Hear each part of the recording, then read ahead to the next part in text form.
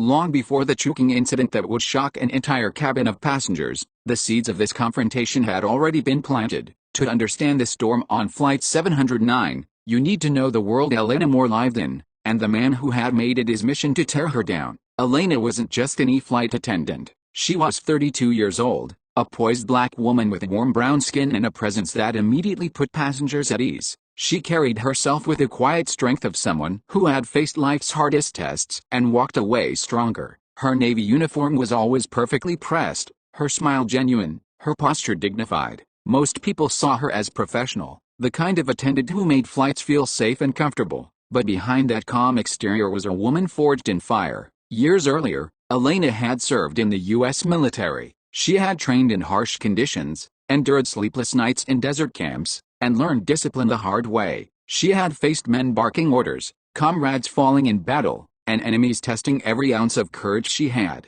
And through it all, she rose. When others panicked, Elena stayed calm. When situations spiraled, she took control. Those lessons, seared into her soul, never left her. Yet she never bragged about it. On the job, she didn't wear her past like armor. She simply worked, quietly, efficiently, with grace. To passengers, she was the perfect attendant. To colleagues, she was a reliable teammate. But to one man, she was a target. Captain Ronald Greene. Greene was in his late 50s, tall and broad-shouldered, with silver hair combed back and a jawline that once gave him the look of authority. But behind the polished exterior was a man poisoned by entitlement. He had been flying for decades, and in his mind, that meant he was untouchable. Rules didn't apply to him. Respect wasn't earned, it was demanded. And most of all, he despised anyone he couldn't control. Greene's colleagues whispered about his arrogance. They knew him as the kind of man who rolled his eyes when female pilots took command, who sneered when minority crew members received praise, and who spoke of tradition as if it gave him license to decide who belonged in the skies. He wasn't just a difficult man, he was a bully in uniform.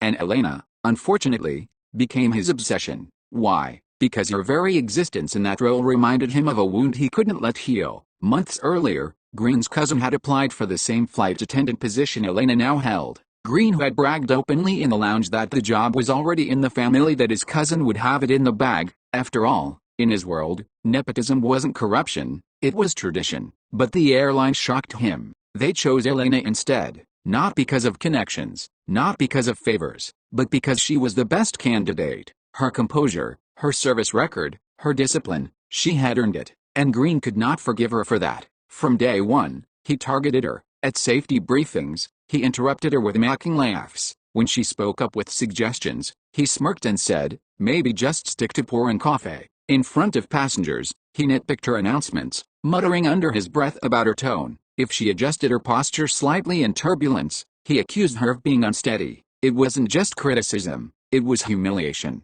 And worse, it was constant. Elena endured it with grace. She kept her voice calm, her face composed, her professionalism unshaken. But inside, she felt the sting. It wasn't just about her. She knew that every time Greene mocked her, he was sending a message to everyone watching, that she didn't belong, that she wasn't good enough. It wasn't just an insult to Elena, it was an insult to every woman, every minority who had to fight harder to prove themselves. Still, Elena refused to let him see her break. Other crew members noticed. Some whispered apologies in the galley, saying, "Don't mind him, he's always like that." But their sympathy did little to help, because no one stepped in, no one challenged him. Greene's reputation, his seniority, his cold stare, it kept people silent. He ruled with intimidation, and silence, Elena knew, was complicity. What made it worse was the contrast. Passengers adored Elena, families appreciated her patience, business travelers respected her efficiency, children loved her gentle humor. Compliments trickled in after nearly every flight, and every time a passenger praised her,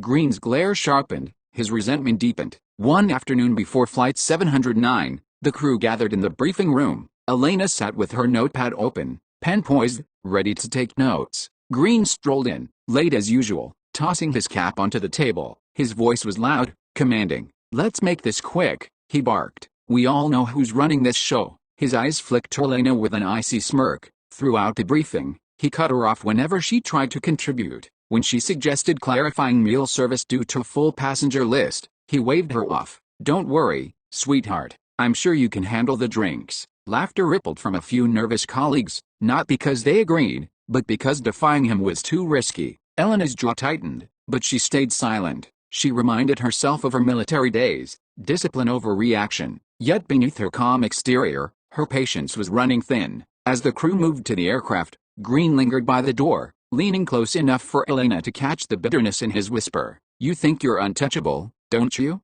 Just remember, you stole this job, and I don't forget things like that. Elena met his stare. For the first time, her voice wasn't neutral, but firm. I didn't steal anything. I earned it. It was a short exchange, but in that moment, the battle lines were drawn. When passengers boarded Flight 709 that day, they saw only the surface, a polished crew, a seasoned captain, and a professional flight attendant greeting them with warmth. They didn't see the history simmering beneath. They didn't see Greene's clenched jaw whenever Elena received a thank you. They didn't see the way his eyes narrowed every time she moved gracefully through the cabin, proving him wrong without even trying. The stage was set. The injustice was clear. A man drunk on entitlement, desperate to crush the woman who symbolized everything he couldn't control, and a woman determined to stay professional, even as she was provoked at every turn. This was not just another flight, it was a collision course, arrogance versus resilience, entitlement versus earned strength, and before the plane touched down, everyone on board would witness the truth.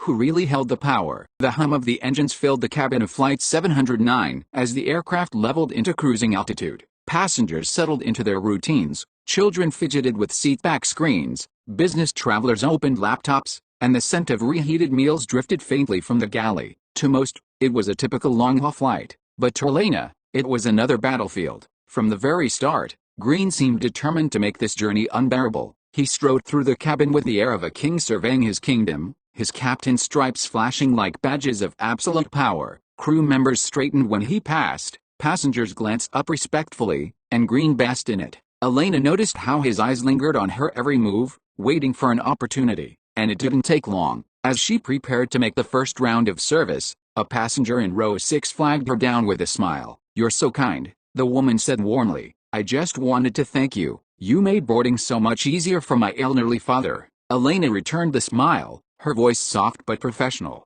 It's my pleasure. That's what I'm here for. But behind her, Greene's voice cut through like a blade. Don't take too long chatting. He barked loud enough for nearby passengers to hear. Some of us are here to work, not socialize. The woman frowned, startled, as Elena nodded politely and moved on. Her cheeks burned, but she kept her composure. The humiliation wasn't new, but it stung each time. Later, in the galley, Greene cornered her while two other attendants stood awkwardly nearby. You always think you're special, don't you? He muttered, smiling, acting like passengers adore you. But let's be real, anyone could do your job. My cousin would have done it better. You only got this because they needed to fill a quota. The words were venom, laced with prejudice, spoken low enough not to be overheard by passengers but clear enough to wound. The other attendants shifted uncomfortably, eyes fixed on the floor. None dared intervene. Elena wanted to lash out, to tell him exactly how wrong he was, to remind him of every mile she had flown, every crisis she had handled with grace. But she swallowed it, choosing silence, not because she was weak, but because she knew the battle wasn't hers to start. Still, Greene wasn't done. Hours into the flight, turbulence hit. Nothing severe, just enough to jostle the cabin. Elena moved swiftly down the aisle, checking seatbelts and securing loose items. Her training kicked in, efficient and calm. Then Greene's voice boomed over the intercom. Ladies and gentlemen, please remain seated, and crew, if you can manage to stay on your feet, finish your checks. The mocking emphasis was deliberate. Dozens of passengers turned their heads toward Elena as if expecting her to stumble. She didn't. She moved with steady precision, but the sting of his words lingered like acid. When she returned to the galley, Greene was waiting. His smirk was cold, calculated. Careful there, he said. Wouldn't want anyone thinking you're not stable enough for this line of work. Elena inhaled deeply, reminding herself of a lesson from her military days. When provoked, stay calm. The storm will pass, and when it does, your strength will be remembered. But Greene wanted the storm. During meal service, the clash came again. A passenger politely asked for an adjustment to his vegetarian meal. Elena handled it seamlessly, retrieving an alternative from the cart. The passenger smiled, impressed by her efficiency, but Greene's voice came from the cockpit doorway, dripping with disdain. You just going to hand out whatever people ask for? There are rules, Elena, procedures, not that you'd know much about following them. The passenger glanced between them awkwardly, sensing the hostility. Elena bowed her head slightly and carried on, but inside, the pressure was building. Every word from Greene wasn't just about her, it was about what she represented, a black woman in a position he thought didn't belong to her. By mid-flight, the tension was palpable. Crew whispered in corners, avoiding Greene's wrath but silently sympathizing with Elena. Passengers sensed something off, though few understood the full weight of what was happening. Then came the breaking scene, a confrontation that pulled every eye in the cabin. A passenger in row 10 had a medical issue. Elena responded instantly, her training precise and steady. She assessed the situation, instructed another attendant to fetch the first aid kit, and reassured the anxious family. Her voice was calm, commanding, a steady anchor in the storm. The passenger stabilized, thanks to her quick thinking. Applause even rippled through nearby rows, relief washing over the tense moment. But Greene couldn't allow her to shine. He stormed down the aisle, his voice raised. "What do you think you're doing, taking charge like that?" he snapped, glaring at her in front of everyone. "You're not a doctor, you're barely even qualified to serve drinks. Don't act like you're something you're not." The applause died instantly. Passengers stared in shock at the captain berating his own attendant after she had just helped someone. Elena's heart pounded, not from fear, but from fury. Yet still, she bit her tongue, her silence only emboldened him. Greene leaned closer, his voice dripping with venom only she could hear. "You think the passengers love you now? Don't get used to it. I'll make sure they see who you really are." Elena's jaw tightened. She wanted to tell him everything, about the deserts she had crossed, the comrades she had led, the battles she had fought. She wanted to shout, "I've survived worse men than you," but she stayed silent, waiting, because she knew something he didn't. Patience is power, and his arrogance was building his own downfall, one cruel word at a time. Still, the cabin was changing. Passengers whispered uneasily, some recording discreetly on their phones, others frowning at Greene's tone. Even those who didn't know the backstory felt the imbalance. They saw a woman trying to do her job, and a captain determined to crush her. The tension coiled tighter and tighter, like a spring wound to the breaking point. And Elena knew, it was only a matter of time before Greene snapped completely. What would you do if you were in Elena's position? Walk away to keep the peace, or finally fight back? Tell me in the comments. The hours ticked by, but the atmosphere inside Flight 709 never softened. If anything, it grew heavier with each interaction. Passengers could feel it in the air. Something wasn't right between the crew, and at the center of it was the silent war between Elena Moore and Captain Ronald Greene. For Elena, it was a test of endurance. Every time she moved through the cabin, she felt his eyes tracking her. Every word from his mouth carried an edge, a jab meant to chip away at her confidence. But she carried on, her steps measured, her smile intact. Years of military discipline had taught her that composure under pressure was its own form of power. But Greene was losing patience. To him, every moment she held her ground was an insult. Every smile she gave a passenger a reminder that she was winning their respect instead of him. He needed to break her, publicly, undeniably, so that no one on that aircraft would ever doubt who held authority. The chance came when a small disagreement flared over safety procedures. Elena had noticed a tray cart not properly secured near the galley. She quietly pointed it out, reminding the junior attendant to lock it in place. A simple correction, nothing more. But Greene appeared in the doorway, his eyes narrowing. "What's this?" he demanded. Elena turned, keeping her voice steady. "Just ensuring the cart is locked for safety during turbulence, Captain." Greene's lips twisted into a sneer. "Safety? Or showing off? You really think you're in charge here?" "It's procedure," Elena replied calmly. Her composure only fueled his rage. His voice rose, echoing through the cabin. "Procedure? Don't lecture me about procedure. You think you know more than I do? You're just a flight attendant. Remember your place." Heads turned. Passengers glanced up from their magazines, their screens, sensing the confrontation. Crew members froze, caught between duty and fear. Elena lowered her voice, hoping to de-escalate. "Captain, I'm simply following the manual, that's all." But Greene wasn't interested in reason. His face flushed red, his chest heaving with years of arrogance and bitterness boiling to the surface. He stepped closer, towering over her, his voice cutting like a whip. "You don't belong here," he spat. "This was never your job. It should have been family. My cousin, not you." The words were raw, unfiltered, spilling his true resentment into the open. Passengers gasped. Phones lifted discreetly again, recording. The quiet drama of the cabin was no longer hidden. It was on full display. Elena felt the weight of dozens of eyes on her. Humiliation threatened to crush her, but she held her head high. "With respect, Captain," she said softly, "I earned this position." And that was when Greene snapped. In a blur of movement, his hand shot out, clamping around her throat. The cabin erupted in chaos. Gasps, shouts, the clatter of a dropped cup of coffee. Mothers shielded their children's faces. Passengers rose halfway from their seats, stunned into paralysis. No one could believe what they were seeing. A captain, the man entrusted with their lives, physically attacking his own crew. Elena's back hit the galley wall, the edge digging into her shoulders as Greene's grip tightened. She struggled to draw breath, her vision flickering at the edges, but her eyes stayed locked on his, calm, defiant. Greene leaned in close, his voice low but seething. "Say it. Say you don't belong here," admitted in front of them all. The silence in the cabin was deafening. Passengers watched, torn between fear and outrage, unsure if stepping in against the captain mid-flight would spiral into disaster.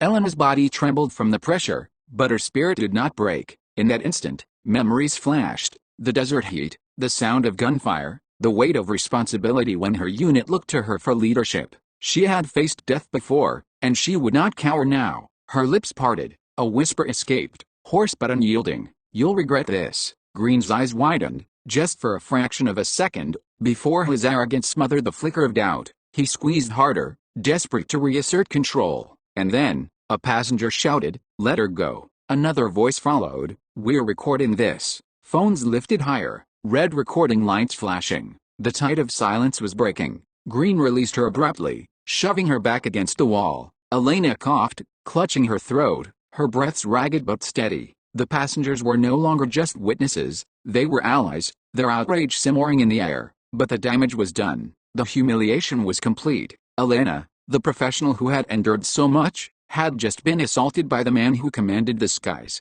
and in front of everyone, he believed he had won. Greene straightened his uniform, adjusting his cuffs as if nothing had happened. His voice carried cold authority. "Return to your duties," he barked. Now, the audacity sent shockwaves through the cabin. Some passengers muttered angrily, others stared at him in disbelief. A few attendants exchanged horrified glances, trapped between the chain of command and the moral outrage of what they had just witnessed. Elena stood silently, her chest rising and falling as she steadied her breath. Her throat ached, her dignity bruised, but deep within, something had shifted. Greene thought he had broken her, but all he had done was awaken the side of her she rarely showed, the soldier, the fighter, the woman who refused to bow to tyranny. And as she glanced around the cabin, meeting the eyes of passengers who now looked to her not just as an attendant, but as a victim of injustice, she knew one thing: the time for silence was over. The breaking point had come, and Greene had no idea the storm he had just unleashed. Do you think people like Captain Greene ever change, or is it only punishment that truly works? Share your thoughts in the comments. For a long, tense moment, the cabin of Flight 709 remained in stunned silence. The captain had just laid hands on his own crew member, and the echoes of that act hung heavy in the recycled air. Greene stood tall, smug in his authority, adjusting the cuffs of his pristine white uniform as if to remind everyone who was in charge. To the passengers, his arrogance was suffocating. To the crew, it was terrifying. But to Elena Moore, standing with her back against the galley wall, it was clarifying. He thought he had humiliated her. He thought the grip on her throat had stripped her of power. But in truth, Greene had done something else. He had crossed a line that could never be uncrossed. Elena inhaled, steadying herself. The sting in her throat was real, but deeper than that was a fire reigniting, the fire of every battle she had faced before, every man who had tried to break her, every test of resilience she had endured. She had been forged in harsher conditions than this, and she was not about to let Ronald Greene be the man who defined her. Passengers began to murmur. A man in the aisle seat whispered, "She should report him." Another said, "That was assault, plain and simple." Several phones remained raised, still recording, their lenses catching every detail of Greene's swagger and Elena's steady composure. And then, a sound broke the silence: applause. It started with one woman in row 12, clapping firmly, her eyes fixed on Elena. Within seconds, others joined, until the cabin filled with the unmistakable sound of passengers standing up, not physically, but morally, for the woman Greene had tried to crush. The captain's face darkened. "Sit down," he barked, his voice cracking with authority that no longer carried weight. "All of you, sit down and remain quiet." But the applause didn't stop. If anything, it grew louder, and Elena, still breathing carefully, felt the tide shift. She straightened her posture, stepped forward into the aisle, and raised a hand. The clapping subsided into a tense hush, all eyes now fixed on her. Her voice, though slightly hoarse, was steady and commanding. "Ladies and gentlemen, please remain calm. Your safety is my priority. It always has been, and it always will be." The words weren't just professional, they were personal, and they carried the weight of someone who had been entrusted with lives before, not on airplanes, but on battlefields. For the first time, Greene faltered. He hadn't expected her to rise from humiliation with dignity intact. He hadn't expected passengers to rally behind her, and he certainly hadn't expected her to stand taller, stronger, more resolute than before. But Elena wasn't finished. She turned to him, her gaze unflinching. "Captain Greene," she said evenly, "what you just did was not only wrong, it was criminal, and I promise you, it will not be forgotten." Gasps rippled through the cabin at her boldness. A flight attendant defying the captain so openly was unthinkable, but Elena's calm strength made it undeniable. Greene tried to recover, stepping closer, lowering his voice into a growl. "Watch yourself, you don't know who you're dealing with." Elena's eyes hardened. "You don't either." And then, for the first time, she revealed the truth. "I served in the U.S. military. I've led soldiers under fire. I've stared down men who thought fear could control me. You're not the first arrogant man to try, and you won't be the last. But know this, I don't break." The words hit like a shockwave. Passengers whispered, stunned. Crew members stared wide-eyed. Greene blinked, his smirk faltering, the weight of her revelation pressing into him. Suddenly, the woman he had dismissed as just a flight attendant was something far more formidable. "You think this plane is your kingdom?" Elena continued, her voice steady and powerful. "But real power isn't about intimidation, it's about responsibility. And today, you've failed yours." The cabin erupted again, this time not in applause, but in murmurs of agreement, nods of approval, whispers of "she's right." Greene's mask cracked. For the first time, fear flickered in his cold blue eyes. He glanced around, realizing the passengers were no longer on his side. The authority he had clung to was slipping through his fingers, replaced by outrage and disgust. Desperate, he snapped back. "You think you can turn them against me? I'm the captain. My word is law up here." But even as he said it, the words rang hollow. Law? Authority? He had just destroyed the very foundation of his command with his own hands. Elena stepped closer, her voice low but sharp enough for everyone to hear. "No, Captain, not law, abuse. And you've just proven to every soul on this plane that you don't deserve the seat you're in." Phones captured every second. Greene's face flushed, sweat forming at his temples. He opened his mouth, but the words caught. He was cornered, not physically, but morally, socially, irrevocably. The flight continued, but the cabin had transformed. Greene retreated to the cockpit, slamming the door, leaving behind a crew and a passenger list who no longer respected him. Elena returned to her duties, her posture proud, her every movement watched with admiration, and though her throat still ached from his grip, her spirit burned brighter than ever. She had revealed the truth, not just about her past, but about her strength. The passengers knew it, the crew knew it, and Greene, locked in the cockpit, knew it too. He had tried to break her. Instead, he had exposed himself. The turning point had come, and justice was no longer a question of if, it was only a matter of when. The rest of Flight 709 was cloaked in uneasy silence. Captain Greene had sealed himself inside the cockpit, the door shut like a barrier between him and the judgment of the cabin. But outside, in rows of fabric seats and narrow aisles, his authority had collapsed. Passengers whispered, replaying the assault in their minds. Some shook their heads in outrage, others murmured encouragement to Elena as she moved through the cabin. Phones remained clutched tightly, dozens of recordings ready to be uploaded the moment wheels touched ground. For Elena, every step was a battle against the raw ache in her throat, but she held her chin high. She greeted passengers with the same calm professionalism, her voice steady, her posture unshaken. If Greene thought humiliation would silence her, he was wrong. She was stronger now, and no one on that plane could deny it. When turbulence struck midway, the irony was palpable. The plane jolted, drinks rattled, passengers gasped, and who was it that steadied them? Who moved calmly up and down the aisle? Who reassured children with a soft smile? Elena, not Greene. The contrast was blinding. The captain had become a coward behind a locked door, while the flight attendant he tried to crush became the real leader in the eyes of everyone on board. As the plane began its descent toward Washington, D.C., the murmurs grew louder. Passengers were no longer whispering, they were openly discussing what would happen when they landed. "He's done," said a businessman in first class. "You can't assault crew in front of witnesses and walk away, especially not with video," another added, holding up her phone. Elena overheard them but said nothing. Her silence wasn't weakness, it was focus. She knew the storm waiting on the ground would be bigger than anything Greene had imagined. When the landing gear lowered and the runway lights came into view, the atmosphere shifted. Relief filled the cabin, but it was layered with anticipation. Passengers sat straighter, phones ready. They weren't just travelers anymore, they were witnesses to reckoning. The wheels screeched against the tarmac, the plane slowed, and finally came to a stop at the gate. A sterile voice from the cockpit broke the tension. Greene's voice. "Ladies and gentlemen, thank you for flying with us today. We ask you to remain seated until the seatbelt sign has been turned off." It was mechanical, detached, as if you were pretending nothing had happened. But the passengers weren't fooled. When the chime rang and people rose, the atmosphere surged with electricity. Two uniformed officers stepped into the jet bridge, visible through the open door. Gasps and whispers followed as realization dawned. Someone, maybe several people, had called ahead. Greene's reckoning had arrived. The cockpit door opened. Greene stepped out, his face pale but still wearing a thin veil of arrogance. He walked with stiff shoulders, as if daring anyone to challenge him. But this time, the passengers didn't cower.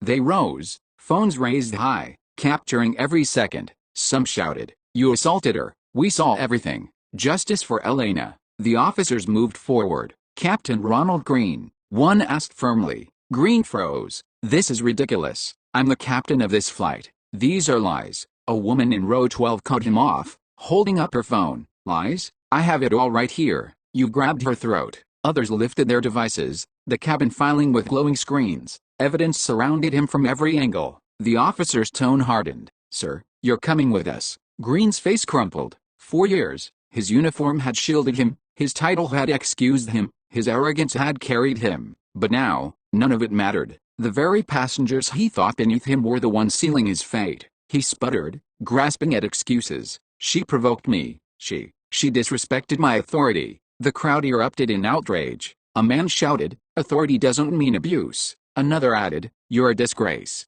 The officers stepped closer, their hands on his arms. Greene resisted at first, but the weight of dozens of eyes, and dozens of cameras, crushed him. His shoulders sagged, his arrogance melted, and for the first time, Captain Ronald Greene looked powerless. As he was escorted off the plane, boos and jeers followed. Passengers who had once relied on him to lead now turned their backs on him. His legacy was finished before he even left the cabin. In the silence that followed, all eyes turned to Elena. She stood near the galley, still calm, still dignified, but the flicker of emotion in her eyes betrayed her relief. A passenger started clapping, then another, and another, until the entire cabin erupted into thunderous applause. Not for Greene, not for the flight, but for her. Elena pressed a hand to her chest, her throat aching but her spirit soaring. She hadn't asked for this fight, but she had faced it. She hadn't broken, and in that moment, she wasn't just a flight attendant. She was a symbol of resilience, of justice, of the power of standing tall in the face of abuse. News traveled fast.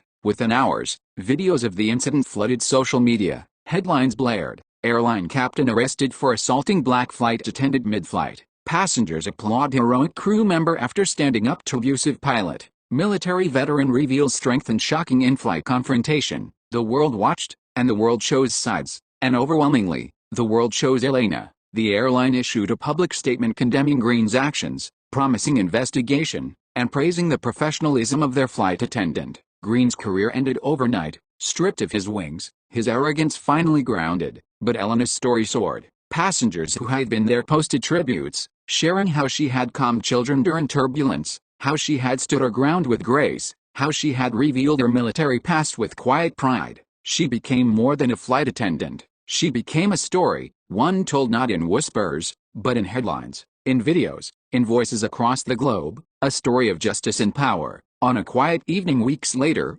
Elena sat by her window overlooking the city lights. The world had moved fast, but she remained the same at her core, disciplined, resilient, calm. She had faced arrogance and abuse, and she had not only survived but triumphed. She whispered softly to herself, a reminder, a vow, "Never again will I let anyone tell me I don't belong." And somewhere, far from the spotlight, Ronald Greene sat in silence, a man stripped of the power he had abused, forced to live with the knowledge that he had been undone by the very woman he tried to destroy. Justice had been delivered, and Elena Moore's story had only just begun. If you were Elena, humiliated, attacked, but ultimately vindicated, would you forgive Greene, or would you let justice take its full course? Share your thoughts below.